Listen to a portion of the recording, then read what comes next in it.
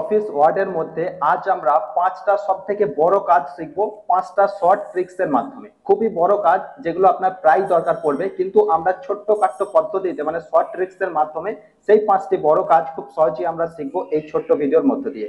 Just ভিডিওটি শেষ পর্যন্ত দেখুন, কি সেই পাঁচটা ট্রিক্স জানতে হলে অবশ্যই ভিডিওটি শেষ পর্যন্ত দেখবেন। আর এই ধরনের ভিডিও আরো পাওয়ার জন্য, কম্পিউটার এক্সপার্ট হওয়ার জন্য চ্যানেলটিকে সাবস্ক্রাইব করে নোটিফিকেশন বেলটি অল বাটনে প্রেস করে রেখে দিন। পরবর্তীকালে আরো সুন্দর সুন্দর ভিডিও এই চ্যানেলে আপলোড হবে। চলুন আজকের পাঁচটা ট্রিক্স আমরা খুব সহজেই শিখে ফেলি।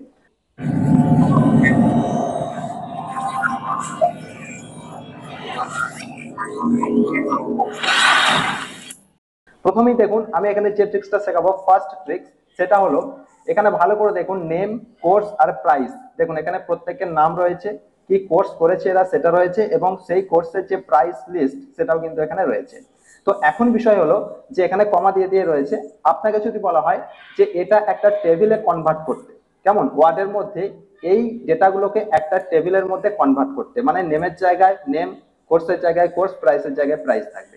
তো সেটা আপনি শর্টকাট ট্রিক্স এর মাধ্যমে কিভাবে করবেন? খুবই শর্টকাট ট্রিক্স এর মাধ্যমে করতে গেলে কিভাবে করবেন মন দিয়ে দেখুন।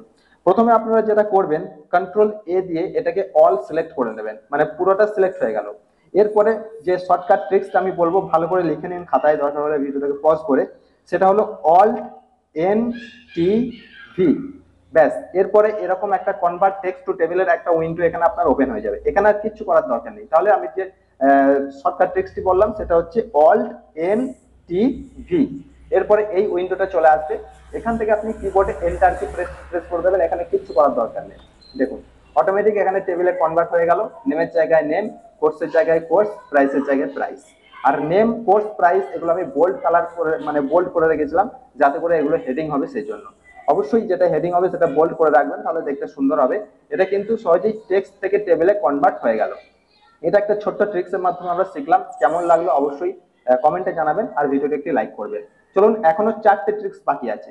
এরপরে আমরা যেটা শিখবো, এটা চলে গেল, আমি এটাকে ক্লোজ করে দিচ্ছি। আচ্ছা, এরপরে আমরা যেটা শিখবো সেটাকে আমরা ওপেন করছি। এরপরে দেখুন এখানে আমি একটা জাস্ট প্যারাগ্রাফ লিখে রেখেছি। এখন বিষয় হলো, আপনাকে যদি বলা হয় এখানে আন্ডারলাইন দিতে, আপনি কি করবেন? কন্ট্রোল এ দিয়ে অল সিলেক্ট করবেন, এরপর কন্ট্রোল ইউ দেবেন। তাহলে কি হবে, এটা তলায় আন্ডারলাইন পড়ে যাবে, প্রত্যেকটা লাইনের তলায় আন্ডারলাইন পড়ে যাবে। আন্ডারলাইন তো এইভাবে আমরা দিই, কিন্তু এখন যদি আপনাকে বলা হয় যে যেখানে সেন্টেন্স আছে শুধুমাত্র সেই সেন্টেন্সের তলাতেই আন্ডারলাইনটি থাকবে, যেখানে স্পেস আছে সেখানে কিন্তু স্পেসটাই থাকবে, মানে সেখানে গ্যাপ থাকবে, সেখানে আন্ডারলাইন হবে না। এটা কি সম্ভব? এটা আপনি কিভাবে করবেন? এটা সম্ভব, আর এটা শর্টকাট ট্রিক্স এর মাধ্যমে আমি আজ আপনাদের দেখাবো। ভালো করে দেখুন, এই যে স্পেসটা, স্পেসের জায়গায় আন্ডারলাইনটাও স্পেস থাকবে, মানে ফাঁকা থাকবে। সেটা কিভাবে করবেন? তার জন্য অল সিলেক্ট করবেন, কন্ট্রোল এ দিয়ে আপনি অল সিলেক্ট করবেন। সিলেক্ট হয়ে গেল প্যারাগ্রাফটি। এরপর আপনি যেটা করবেন, কন্ট্রোল শিফট ডাব্লিউ প্রেস করবেন। কি? কন্ট্রোল শিফট ডাব্লিউ প্রেস করবেন। তাহলে দেখুন যেখানে যেখানে স্পেস আছে আন্ডারলাইনটি কিন্তু সেখানে সেখানে স্পেস হয়ে গেছে, মানে গ্যাপ হয়ে গেছে। শুধুমাত্র যে সেন্টেন্স, সেই সেন্টেন্সের তলায় কিন্তু আন্ডারলাইনটি রয়েছে। এটাও একটা শর্টকাট ট্রিক্স এর মাধ্যমে আমরা শিখলাম। কেমন লাগলো অবশ্যই বলবেন, আর লাইক করতে ভুলবেন না ভিডিও। চলুন এরপরে আমরা চলে আসছি, এটা আমরা মানে সেকেন্ড ট্রিক্স আমরা দেখে নিলাম।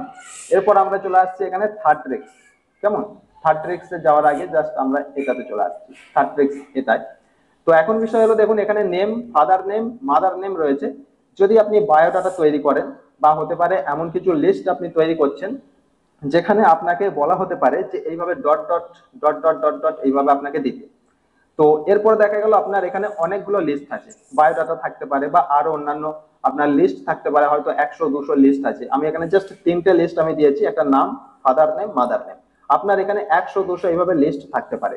তো এইভাবে প্রত্যেকটাতে যদি আপনাকে বলা হয় এইভাবে আপনাকে স্পেস গুলো ডট ডট দিয়ে দিতে, এটা কিন্তু অনেকটা মুশকিল হয়ে যাবে, বা এক্ষেত্রে অনেকটা সময় লাগবে। এটাও একটা শর্টকাট ট্রিক্স এর মাধ্যমে আমি আপনাদের করে দেখাবো। সেটা কিভাবে করবেন চলুন শিখে ফেলি। এর জন্য আমরা কন্ট্রোল এ দিয়ে অল সিলেক্ট করে নেব। সিলেক্ট করার পর আমরা মাউসের রাইট ক্লিক করব। রাইট ক্লিক করার পর দেখুন এখানে প্যারাগ্রাফ অপশন পেয়ে যাবেন। তো এই প্যারাগ্রাফ অপশনে আপনি ক্লিক করবেন। ক্লিক করার পর প্যারাগ্রাফের ট্যাবটা কিন্তু উইন্ডোটা ওপেন হয়ে যাবে। কেমন?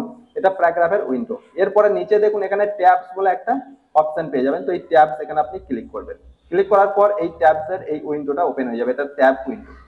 এরপর এখানে আপনি লিখে নেবেন, আমি জাস্ট এখানে লিখে রেখেছি 14 সেন্টিমিটার। আপনার যতদূর দরকার, আমি এখানে 14 সেন্টিমিটার লিখেছি, আপনি এখানে চাইলে 18 সেন্টিমিটার যদি আরো স্পেসটা আরো লম্বা আপনাকে দিতে হয়, তো সেক্ষেত্রে আপনি এর পরিমাণটা বাড়াবেন। অবশ্যই 14, 18 যেটাই লেখেন না কেন, লেখার পর একটু স্পেস দেবেন, তারপরে সিএম লিখবেন, মানে সেন্টিমিটার।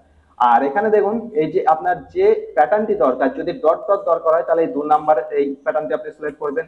আর 3 নাম্বারের একটা স্টাইল রয়েছে, 4 নাম্বারে একটা স্টাইল রয়েছে, আর 1 নাম্বারে কিছু নেই। তো আমি এখানে ডট ডট দিয়ে দেখাচ্ছি, 2 নাম্বারটা আমি সিলেক্ট করেছি। এরপর এখানে ওকে বাটনে প্রেস করে দেবেন, কাজ হয়ে গেল। এরপর আপনাকে কি করতে হবে, জাস্ট যেখানে আপনি এই ডট ডট দিয়ে স্পেসটা দেবেন সেখানে আপনি মাউসের কার্সারটিকে রাখবেন।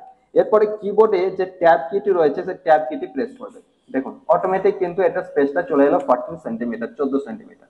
এরপরে আবার ফাদার নেমে চলে গেলাম, একইভাবে ট্যাব কি প্রেস করলাম, দেখুন 14 সেন্টিমিটারের স্পেসটা কিন্তু সমানভাবে চলে গেছে। আবার এখানে মাদার নেম, এখানে গেলাম, ট্যাব বাটন প্রেস করলাম, দেখুন খুব সুন্দরভাবে কিন্তু স্পেস গুলো ডট ডট দিয়ে চলে এলো, খুব